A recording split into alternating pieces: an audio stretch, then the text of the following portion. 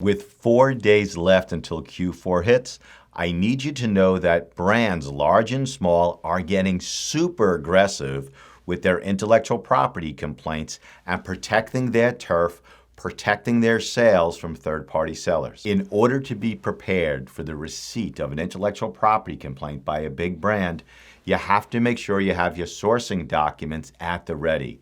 Make sure you have them scanned, saved in a file, organized, so that if a brand, large or small, makes a complaint against you, you can send us instantaneously documents that confirm where you purchased the products from and that we can then trace all the way back to the manufacturer. The very first thing we do when a client calls us and they've been accused of an intellectual property right violation is to look at the product and your sourcing to see whether or not you did or did not violate anybody's intellectual property rights. In order to do that, you have to be a lawyer because you need to know intellectual property law, copyright, trademark, issues pertaining to counterfeit, and also patent issues.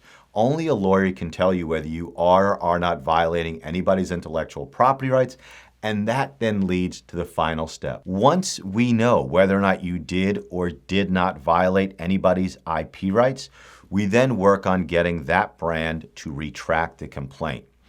Of course, if you are not violating anybody's rights, we are negotiating in your behalf from a position of strength.